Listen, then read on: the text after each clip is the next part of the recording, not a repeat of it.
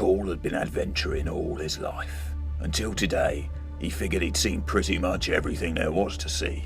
He'd been there when the goblins overran the golden city of Harmonia, and was there when they found the Ark of the Magi way out west. He'd seen the fire mountains of Colossus and the forests of Malpit where the spiders live. He'd wandered in the darkness in the nameless labyrinth under the Sharoon Desert, and climbed the spires of Django, but this was new. Whatever it was had fallen out of the sky last night, a streak of fire splitting the heavens in two and crashing down just over the ridge where Cole had set up camp for the night. The thing had burned for hours, but now the flames had died away and he could see it.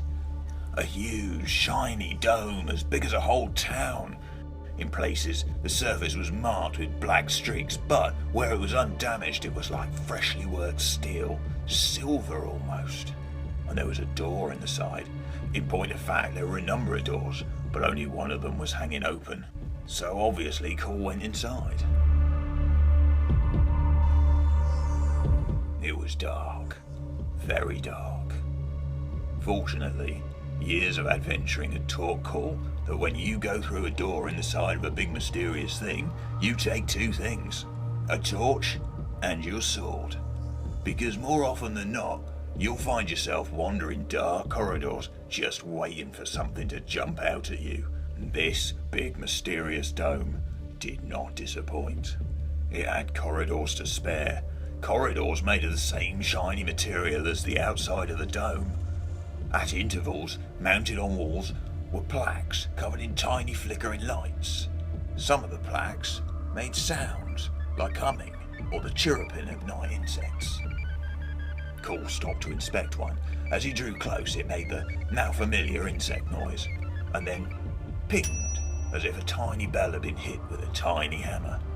And then suddenly, there was a voice.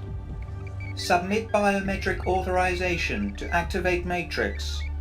Cole didn't understand the voice. It sounded like it could have been human, maybe even a woman, but the words were unfamiliar. The plaque suddenly grew brighter. A raised section suddenly glowed green and formed the shape of a hand. Cole placed his own hand over the glowing appendage. Biometric identification not authorized. Stand by for countermeasures.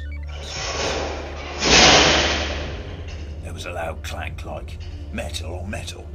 Cole snatched his hand back. That didn't sound good.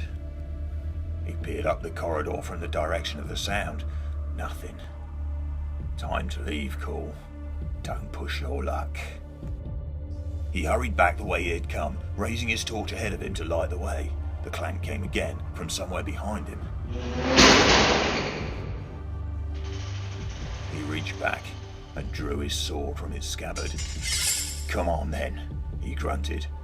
Let's see how you like the feel of cold steel. And then the corridor was flooded with light. He spun around, half blinded. Standing behind him was a huge creature, all metal and straight edges like nothing he had seen before. Lights shone from it, bright as beacons.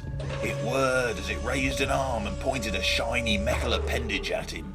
Although Cole had never seen a weapon like this, it had an air of deadliness about it. The creature spoke, and his voice was like hard metal. Put down your weapon. You have 30 seconds to comply.